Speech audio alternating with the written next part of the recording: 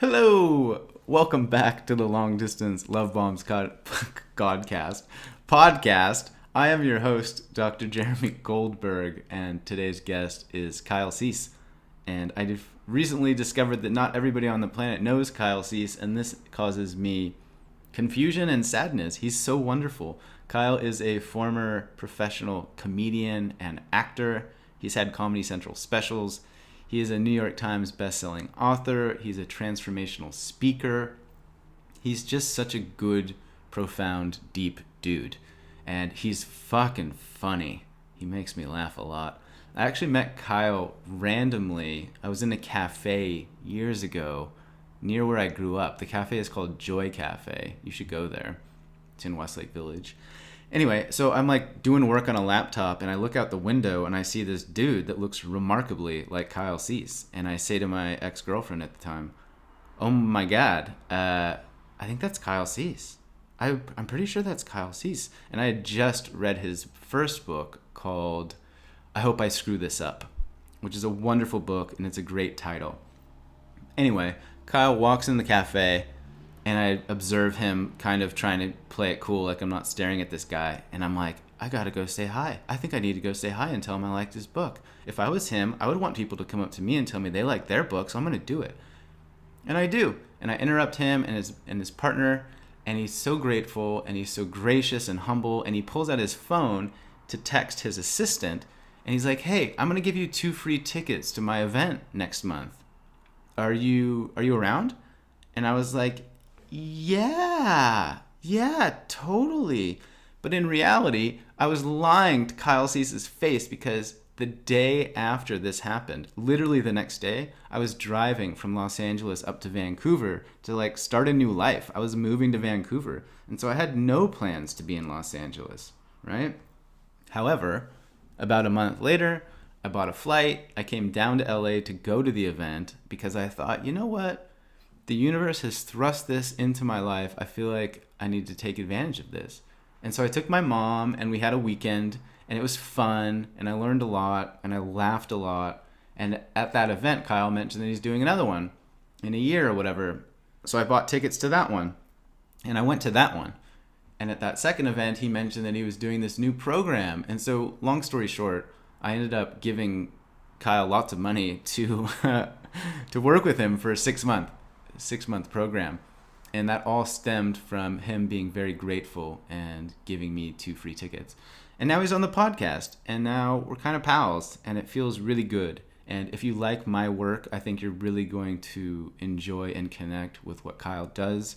He is fun, he is humble, he goes deep, he really has a big pure heart that desires to help and to make the world a better place. And there's a lot of synergies and overlap with what I do and who I am and with who Kyle is. So that's the introduction. I really think you're going to enjoy this one. Make sure you've got a pen and a paper handy because he has a lot of interesting ideas. I might actually go back and listen to this one myself because he goes deep and it's a fun chat and it's a good time. And I hope you enjoyed this chat with Kyle Cease. And also, if you like it, a 5-star review, always welcome. And if you're new here, hi, I'm Jeremy. You can find me on the internet at Long Distance Love Bombs. Thanks for being here and enjoy this conversation with Kyle Cease. Remember when we did our thing and like it was like 3 minutes at the start and we were just shooting the shit and we're like looking at the timer of like 20 seconds has gone by. We've not said anything. And then it was like 40 and then like a minute and then 2 minutes. And we were just completely talking about nothing. And then it got really good and we had to chat. So yeah. Here we are. Kyle Cease, welcome to the podcast. That's what you were doing then? Yeah, I was just wasting time. Yeah. Hell yeah, brother. It's so good to see you. Yeah, so we were jamming before I pushed the record button about all kinds of different topics. But I guess we should start at the start, which is for somebody listening right now who has no idea who Kyle Cease is or what you do. How do you describe yourself? Like, what's your deal?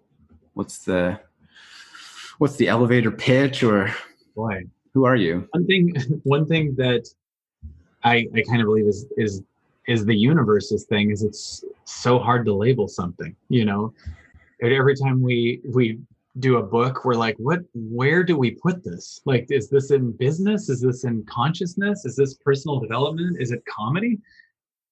And, you know, there's room for all of those aspects. But I think that what I do, the company we created is called Evolving Out Loud. Just so you know, that sound was my elbow on the table. If you heard a fart sound, look, now I can't do it. There, see, if you heard that. Yeah, this is going great. Yeah, so it's weird, but if you just heard that, you're like, I think he farted. But what it was I have a bare arm that's on the desk, and it's important that everyone knows that. So anyway, I created a company called Evolving Out Loud, but honestly, it was a byproduct of me. I kind of didn't create it. I was creating myself. I was a stand-up comic for 20 years. And then I think an illusion that I discovered that the whole world, especially me, was living in is when something happens, I'll be happy. We all, even probably watching this call, are thinking when I get a raise, when I get a new job, when the world changes, even when we're all free, when I get over this thing and I get to the other side of a breakthrough, I'll be happy. And in saying that, we're just saying in this moment, I'm not. And I was noticing at the time, I was getting to achieve all the things that I thought when something happens, I'll be happy. I got to book different teen movies. I had 2 #1 Comedy Central specials. I had all these different things. And I really just thought, what's next? So the shift was from when something happens, I'll be happy, to when I'm happy, things will happen. And I started the process of much more looking inward and seeing what I was feeling about things and getting okay with it. Like working on getting okay with feeling off, getting okay with working on whatever. And it started actually creating a space and a portal for patterns to dissolve, right? Patterns that say, I got to get somewhere, patterns that say I'm not enough, patterns that say I'm unworthy. And these things started getting kind of cried out as I became more and more the space that looks at these things. So the switch was from when something happens, I'll be happy, to when I'm happy, things will happen. And I started just being okay with me no matter what the circumstances were. And the circumstances got way bigger. It was almost as if, because I'm not trying to make these happen, I'm delegating the universe to do whatever it wants. And it goes, okay, now you're safe enough to receive this, or to, create a big event, or to do these in giant theaters. We did our events in one time the Dolby Theater, 3,400 seats, where they do the Oscars. This was not from effort. It was from following vibration, and effort a little bit, but much more understanding how to move to a consciousness that was high enough to accept and receive on that level. And so what I do is kind of a combination of comedy meets transformation, but it's not that I'm doing it externally, it's that I'm doing it internally. And I'm really kind of coaching myself out loud. Everything I'm saying is cutting edge, usually something that I have never heard. It's a discovery as I say it. And then the egoic part of me starts to follow what I just taught, right? So I really believe we're all one. And when I work with someone, I'm hearing what they're going through, and I just can find that in my body and hear what I need to tell them is really what I need to hear. And we both shift when I do sessions with people, or, whatever. And so, yeah, comedy meets transformation, but really self-evolving outward. How do you define transformation, or what does that mean to you when you use that word? Yeah. So I believe that almost every construct that we think we are is a pattern that we develop to avoid trauma, right? So let's say when you were a kid, you felt abandoned, like the parents didn't pick you up from the park in time, and you're sitting there alone and hurting. And that hurt was so big in your body. You're 5 or 6 years old and you feel all this trauma. Usually you feel trauma because your body and consciousness isn't ready to handle that yet. So your body stores it, right? And it puts it on the side, right? Like, I don't want to ever feel that again, but I'm burying it here. And it's something that you're not able to really process and see. So what the ego does is it creates a character on top of it that it achieves a ton, so it'll never be abandoned. That that makes everyone see that they're enough so it doesn't have to feel unworthy. And then that pattern we've created the illusion of is I. So when we say, I'm always a procrastinator, I'm always achieving, I'm always whatever, this is just me, I am always, no. That's the character you've created so you don't have to feel shame or guilt or, all these different constructs that are stored in your body. And to me, transformation is the realization that that thing that you called you isn't you. And the understanding that that thing that yesterday for sure was you, today you start to become the space that sees that pattern. And you might have a consciousness through meditation or through life experience or through leaps or letting go of heavy things that's big enough to handle that truth and say goodbye to the pattern through acceptance, not through shame, not through judgment. Like whenever we see a pattern, I'm trying to get over this thing. No, you're judging it. I appreciate that time. I love that time that I was abandoned. I love that time I was yelled at. I accept that time I was hit, and I see that kid that was so scared, right? So transformation to me is the understanding a little bit deeper every day of what you truly are, which turns out to be more and more of this moment. It turns out to be more and more of the all that isness. It turns out to be more and more of the space that's here. People always say, my higher self is saying, I think that's you. And the self that you think it's talking to is an egoic construct that could go away and you'll still be here. So you can't say I and then attach it to procrastination or a pattern or worry or whatever. So the higher you that says, follow this thing, go here, is actually you talking to almost a collection of patterns that were designed to help you not have to process something you weren't ready to process. But the thing is, this time, we're getting more and more ready to process.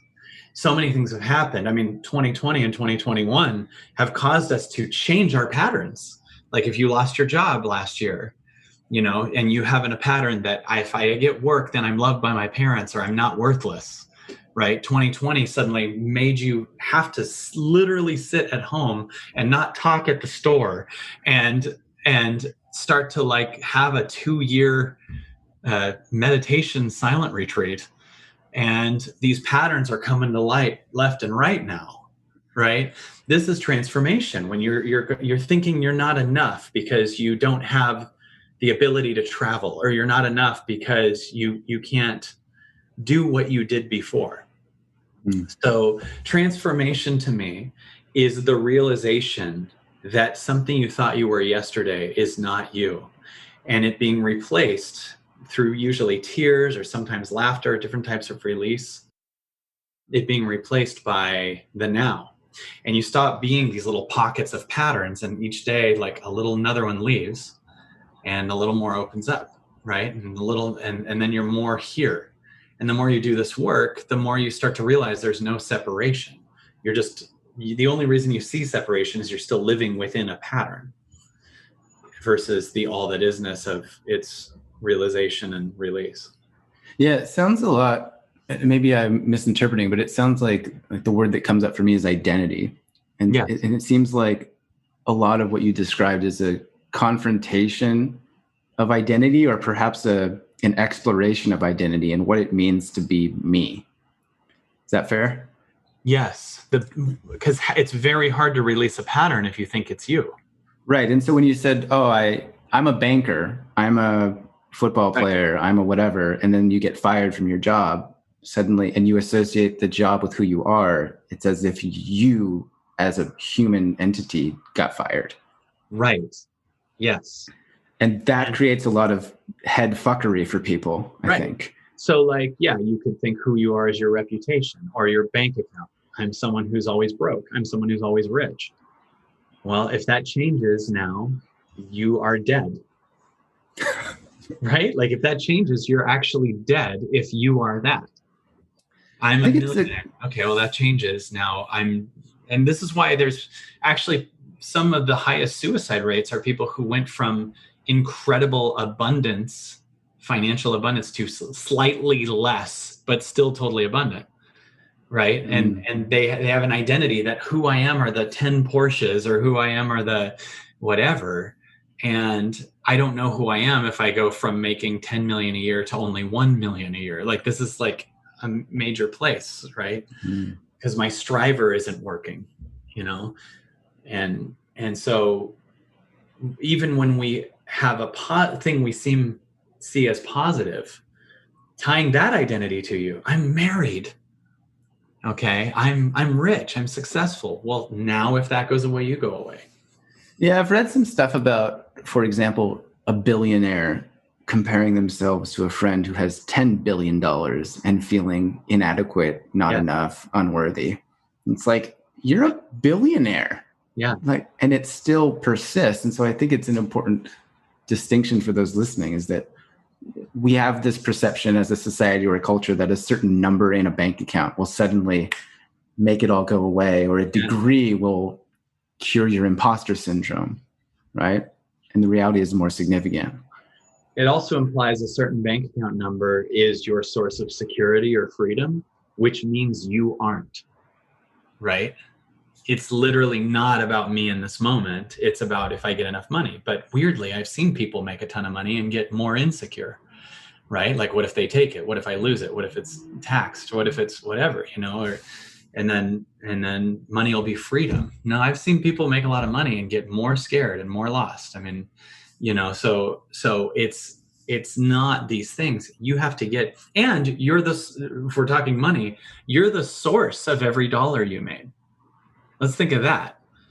I've used this in my book, The Illusion of Money, but if you and I were to go for a walk in the woods and I round a corner and I see a giant waterfall, wouldn't it be weird if I grabbed a cup and filled it with water, came back to you, didn't mention the waterfall, and said, look, Jeremy, a cup of water. And you just look at the cup of water and you'd see it in this small unit, and you'd stare at that and you'd be like, well, we better be safe with it. Do we have enough water for next month? We better not. But every dollar you made came from you. So you're the source. You're the waterfall. If you look at the waterfall, we'd be like, we have enough for everybody. Right? So if you get that you're the source and you pay attention to you more than money, it would have to go up. But if you pay attention to money, you're already on a frequency of lack, because it's the source of your happiness, not you. I love that.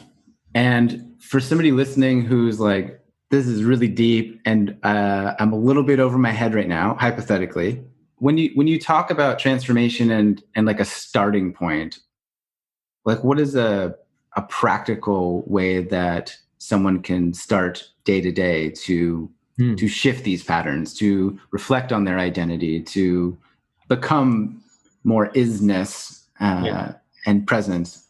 Does that make sense? Yeah. One is to understand that whatever you feel is perfect, even if it's negative.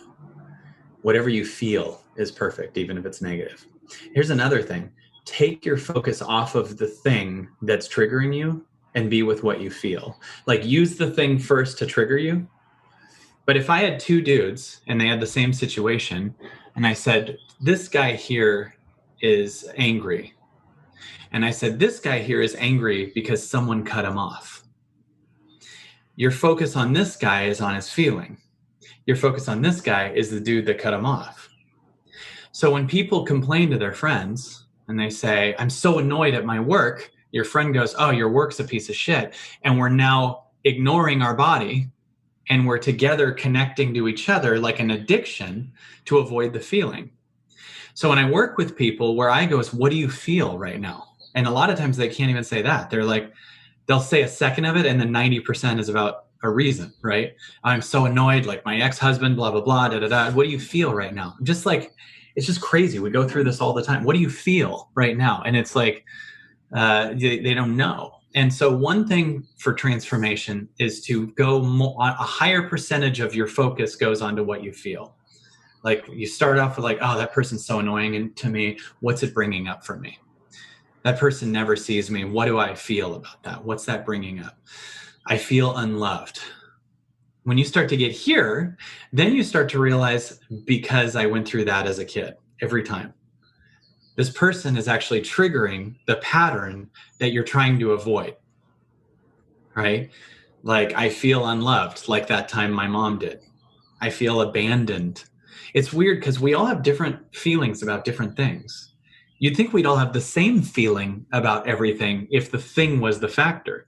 Like, we'd all have the exact same opinion on Donald Trump, or we'd all have the exact same opinion on Biden or whatever. The other day, I went to take my daughter back to her mom's house, and she just wasn't there for like a minute, right? And she wasn't doing anything wrong. I just felt this darkness in me. And it was because when I was a kid, I remember coming home and my mom wasn't there.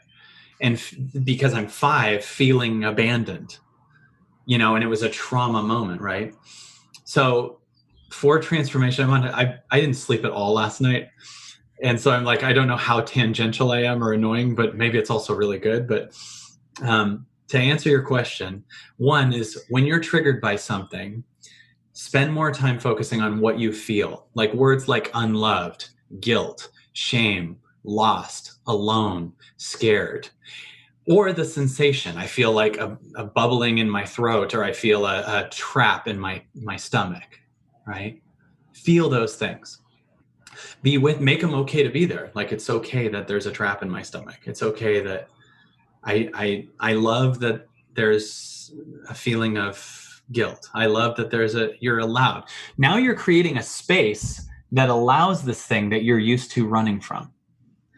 Now, because it's being allowed, it can come out of its shell and be with you.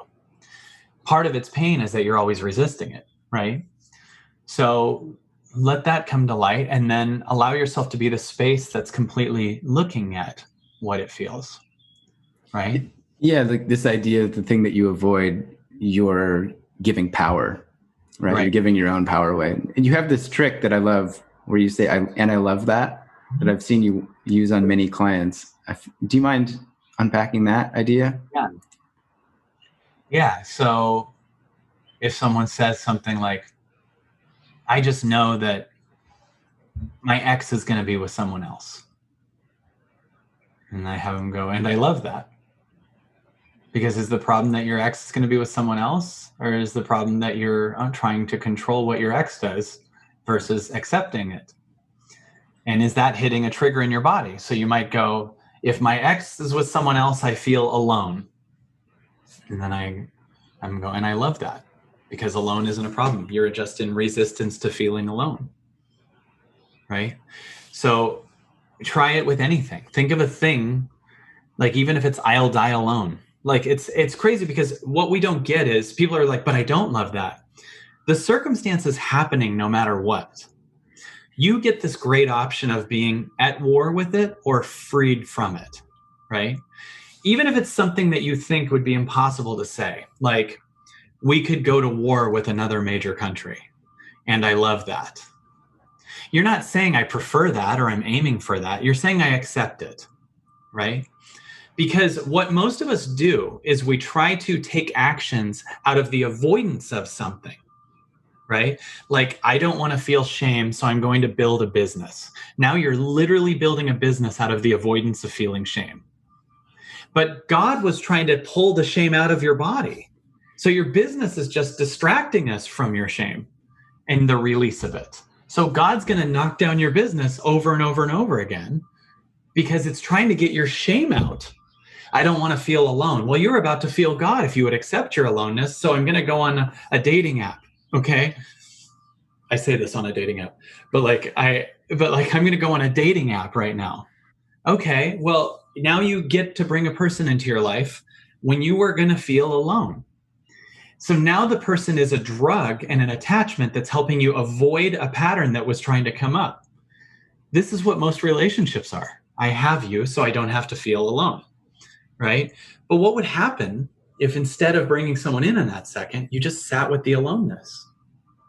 And what if aloneness has nothing to do with if a person's there or not?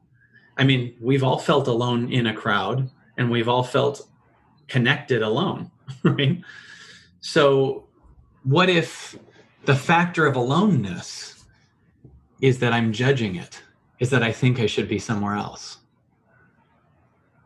And so, yeah, does that? No, this is great, man. I love chatting with you. I was thinking about the difference between aloneness and loneliness, and perhaps what you just said there is the distinction of aloneness is just you chilling.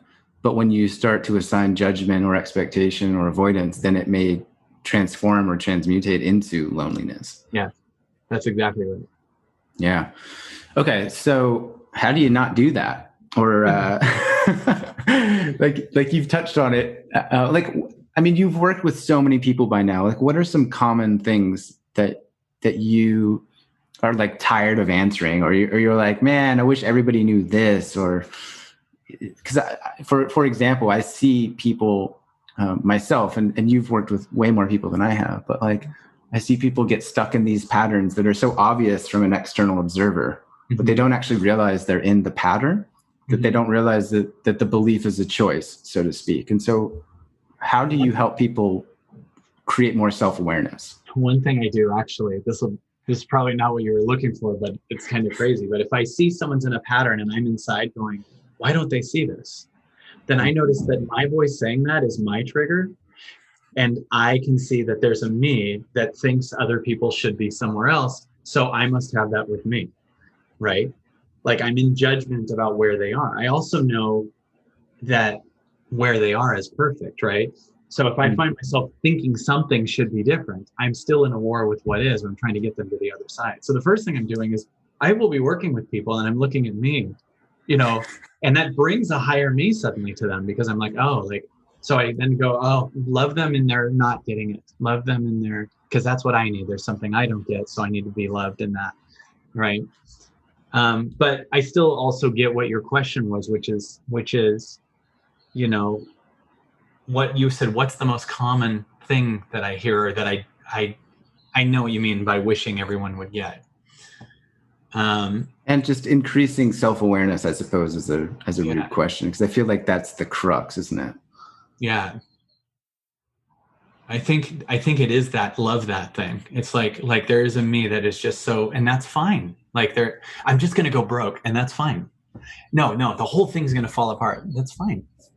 Like, because if you look at nature and you look at how the space around you works, it doesn't have conditions on, your heart doesn't go, if your bank account falls, I'm going to stop beating, or if someone talks crap about you, I'm done, And what I believe one of the things we're here to do in 2020 and 2021 and beyond is to get into alignment with universal laws and not egoic laws, right? Like there's a lot of laws that humans have, like even punishment and shame.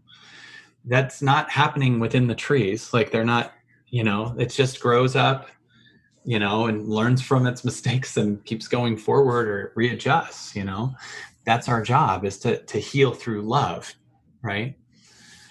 So I think understanding that when someone gets into another thing of like, yeah, but I keep trying to get it and it doesn't work. And that's fine, because you only have now, and you only have the second. And in the second, do I accept this or do I not? The end, right? There's no, I'm trying to get through this. Like even you start to see the figure outer pattern. I'm trying to, I got something in my stomach and I'm trying to figure out what it is. I know, but you don't do that with nature. Like no one's gone to the bathroom and like, before I go to the toilet, I'm going to figure out what this is. What is this from? Oh, it's lasagna. Like there's no part of you that needs to know before you do it. And the universe is the same way. It's like, I'm going to pull some shit out of your body that you don't even need to know what it's from. Like you have some repressed stuff, and if you would surrender to me and lie down on the operating table and let me be a surgeon, I'm going to pull stuff out and you don't even need to figure it out. So usually when I work with people, a lot of times it's that succession of patterns, right? Like it's just like, here's the thing I feel about that. Okay, what do you feel about it? What do you feel? And then they're trying to figure out where it came from. I'm like, you don't need to do that. What do you feel? And then you get to find 5 other patterns around it. I know I'm going to overcome this. The overcomer is a pattern, because you're just here and we're trying to overcome because we think the breakthrough is better than the stress. And the stress is just as big too.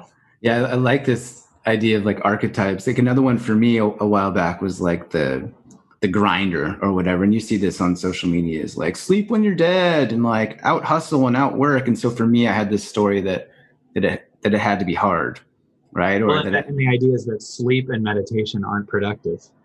100%. Like right. When I first started meditating, I'm sure you would relate to this. Like I used to make fun of people that meditated. It was like, oh, really? You just sit there and you do nothing and that helps. Okay, sure. Right. And then I started doing it and it was like, oh, I see. That's interesting. Yeah. So maybe, I mean, because I know meditation is a big love for you and you do meditation retreats. Like what has it brought to your life? Why do you think it's so important? The way I do it is people always say, like, how do you meditate or what do you do? And the truth is, it's just connecting to the all that isness of the now, the end. In other words, when you meditate, it starts to bring your patterns up. This is why people stress when they meditate at first, right? Because it starts to actually show you that the pattern that was achieving or figuring out isn't you. So you're bringing a consciousness that's wider. Imagine it's like God widening the light so you can see more in the room, right? And this light's widening and you suddenly see the figure outer and it's almost exposed. So you get this pain because what you thought was you, and now it's going to dissolve in the light. The light dissolves it. That your awareness of it literally dissolves it.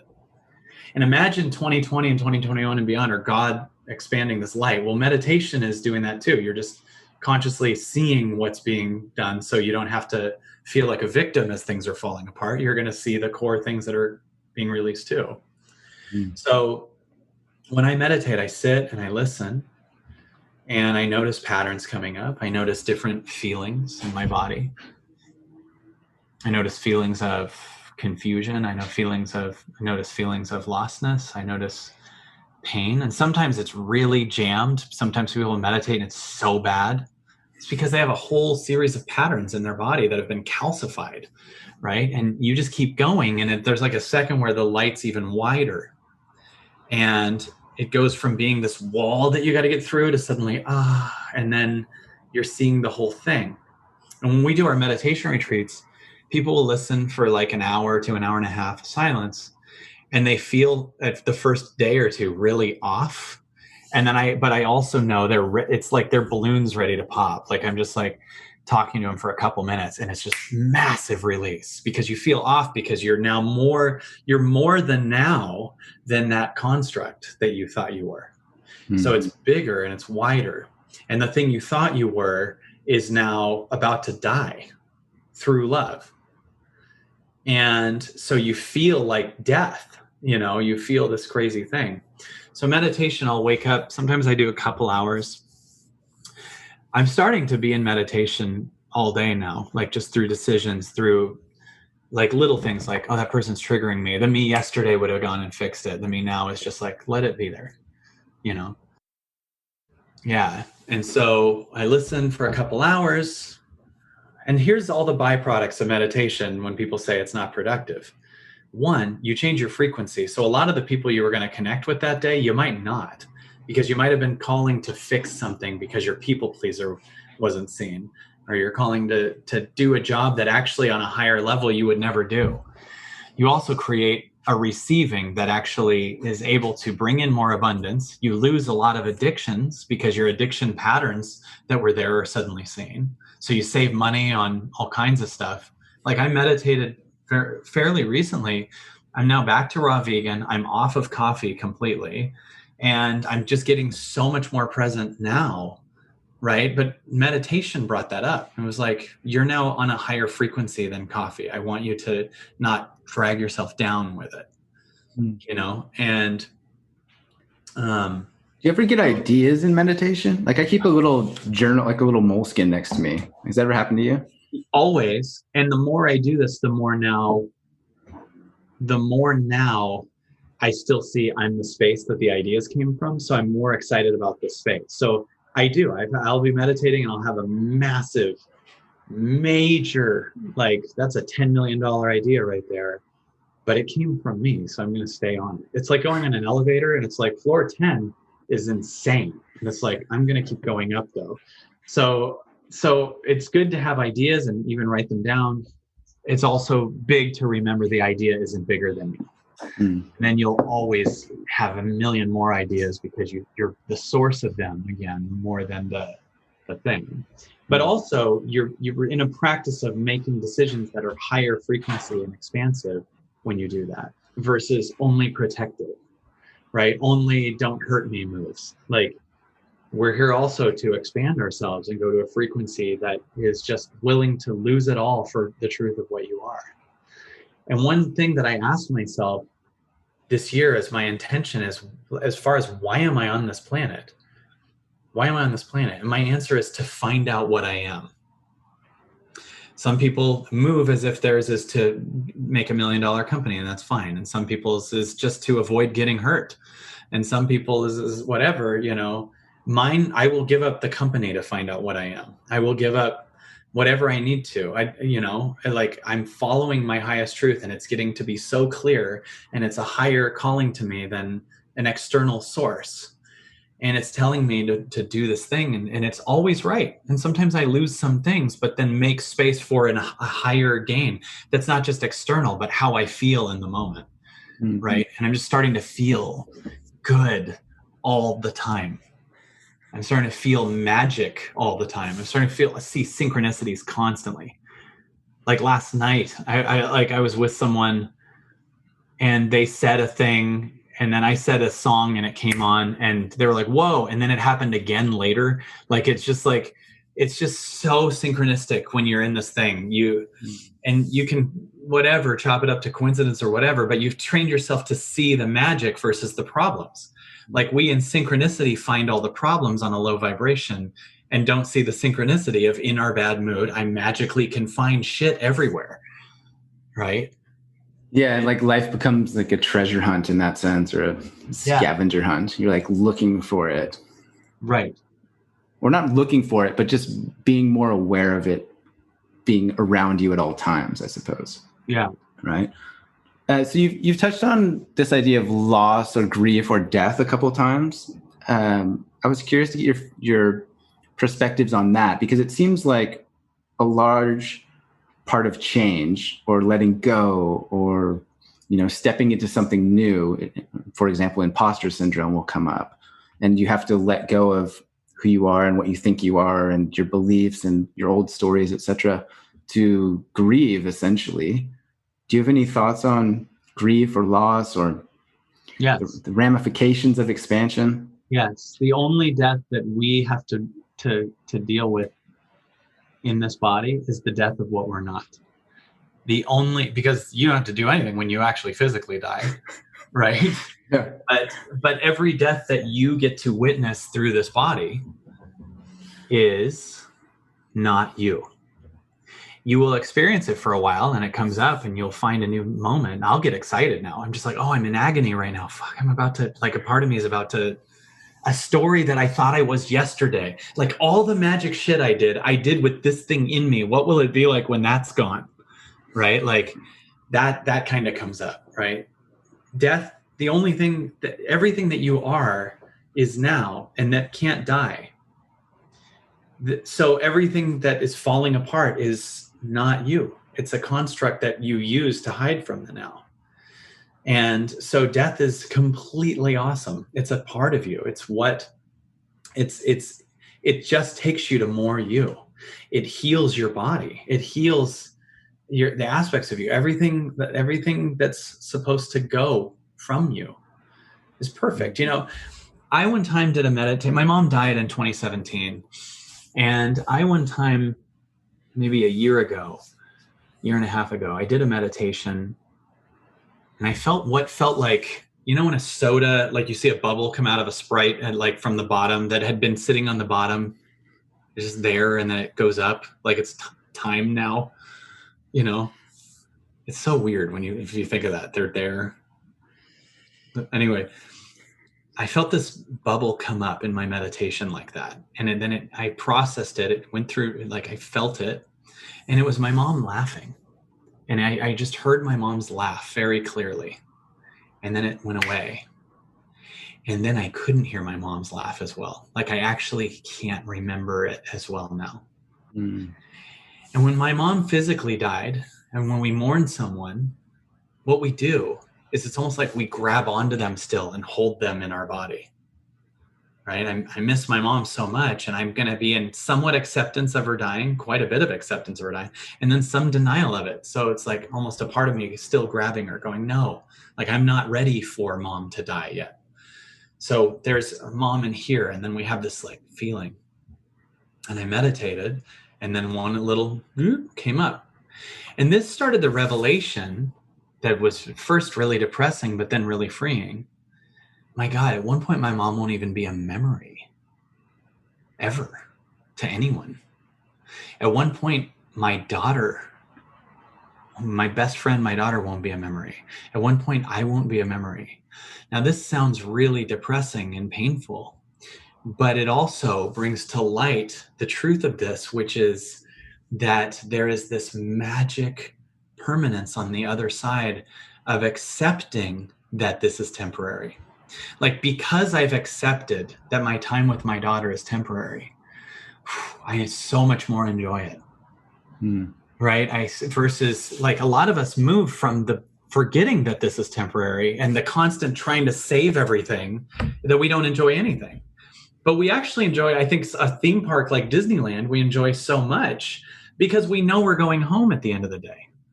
Imagine if you thought you're here to own it. You go to Disneyland and you're like, I can't leave here. All of a sudden it wouldn't feel good. Like we're here again. Like it's the knowing there's the end of the day. Imagine if you could treat a relationship like you treat Disneyland. I get you just today versus you're mine forever. The more you get them just today and move from that frequency, the more you'll have them forever. Because you're enjoying them versus owning them, you better never leave me. I love that. And that's what comes in with the acceptance of death, the enjoyment of the now. Like, if you can accept death fully, everything now is so beautiful. Yeah, I guess in some sense, the assumption that we have time creates a lot of pain in our life because we don't appreciate what we have while we have it. Yeah, if you know you have your spouse forever, why enjoy it today? Why do anything full? Why you have this grab on the future and you can just watch TV all day now? But if you knew it was your last day with your spouse, what would you do? Yeah, you wouldn't watch TV all day.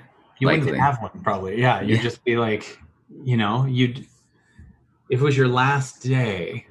And what if you start to realize every second is your last day? You just get another one sometimes. Totally. But I think that's why, for me, death is so inspirational. I'm glad you've touched on it in this way. Like, I've been trying to teach myself or train myself, like in the morning when my eyes first open and like my consciousness kind of engages, to be like, hell yeah, like, yes, like I made it another day. Because, I mean, this is a tangent by itself, but like sleep is so fucking weird. Like we just lay down in bed and the whole world just tunes off for like 8 hours while having wild hallucinogenic images pass through our brains. And then all of a sudden we wake back up and join the crowd again. Like that to me is just super fucking weird. And so to your point, I feel like each night we kind of die in a sense. And what a blessing it is to wake up, because so many people don't. Like so many people don't survive the night, right? Yeah. I think that's part of what sleep is. It's a processing so you can let aspects of you die. It's like it's bringing these things up. I've noticed a lot of my dreams lately are really starting to show me, like I never thought that there was any relevance to dreams, and more I do. Like they're showing me something and helping me realign patterns that need to be seen. I mean, yeah.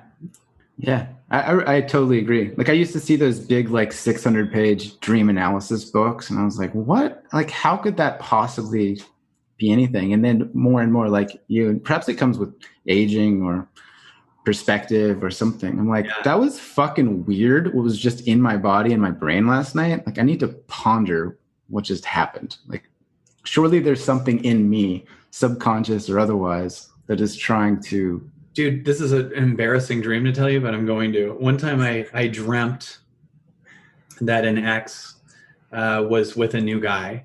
So I was feeling abandoned. And in the dream, she worked at a restaurant, and I'm saying, why are you with this new guy? And when I asked her that, she left. She walks out of the room. And I can't find her, so I'm feeling more abandoned, right? And I go into another room, and she's in a swimming pool now.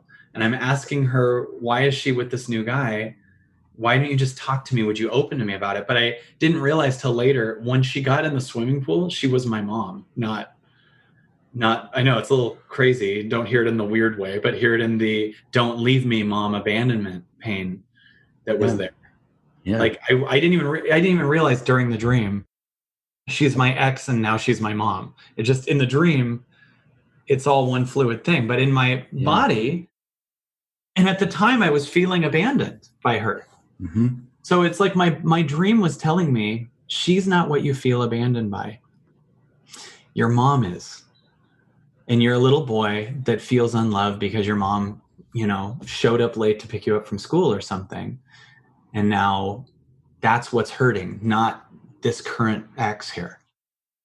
Yeah, it's such an interesting thing to consider, that what's happening in your own life has nothing to do with what's happening in your own life at this present moment. At all. We're just a bunch of buried patterns. Yeah. And this outward thing. And by the way, I think that's being revealed. I think that's being, do you see that? Like how people are seeing that faster, and nothing on the external is at all something you can even grab onto now. Everything's changing so fast. Your beliefs politically or about what's going on, everything, you have nothing you can grab onto. It's just darkness coming up all over the place, and it can't stop now. Totally. Hey man, I'm conscious of time and that you've got a date with your daughter. Are we okay for now? Do you want to go? How are we doing? You know what? I'll tell you this. I say we do. I say we do go, because you'll have a very solid half-hour podcast that could get more views based on. Oh, I don't mind about the views, man. I'm just trying to, and also it's been 43 minutes, Kyle. Oh, since we started recording? Yeah. Oh, well, I mean, let's get the hell out of here. Yeah, maybe I'll just crop 13 minutes to make sure that people listen to it. Or so that it has integrity with what I said. No, man. So people can find you. I know you are a New York Times bestseller. You've got a couple books. What else is there to play? You've got the... So my favorite thing we have is we have this thing called the Absolutely Everything Pass. It's my membership site. And what we decided to do, and what my belief was, is how much insane content can I give, and how many different experiences can I create, whether they're archived or live, interactive with a group, whatever, and make it almost cost nothing, like make it cost very little. So we created this thing called the Absolutely Everything Pass. It's a combination of a backlog of hundreds of hours of past events that I've done. Big on stage events, entrepreneurial events, like bringing spiritual principles into entrepreneurial stuff, limitation game interactive, all these different things, events that we have, combined with an incredible live weekly experience that we have that are all different kind of categories. So on Sunday, I do a oneness talk. I do a live talk oneness where I'm interactive with an audience on Zoom. Monday night, we do this thing called It's Totally Possible, where people riff for a while on what's totally possible. And on Monday and Tuesdays, they can do it. On Monday, they do it on screen, and we're making an ongoing 24-hour It's Totally Possible thing on loop. That's the positive equivalent of like the CNN negative crawl. And then on Tuesdays, they can do it interactively, where they go into breakout groups. Wednesday nights, I do a live interactive call. This is every week, and bring someone on and shift them. So you can watch talks kind of like this, but I'm shifting people too. And on Thursday morning, one of our teammates, Joey, does a live breath session, Wim Hof kind of stuff. And this is $29 a month, and you can cancel at any time. And it's weird because we also are bringing money stuff in there, and people are shifting their money stuff. So my goal is for it to insanely pay for itself over and over and over again. And we had these events that were in the archives. We've had them, you can buy them by themselves, and they were like $300. And sometimes people still do. And I'm like, just get the Absolutely Everything Pass.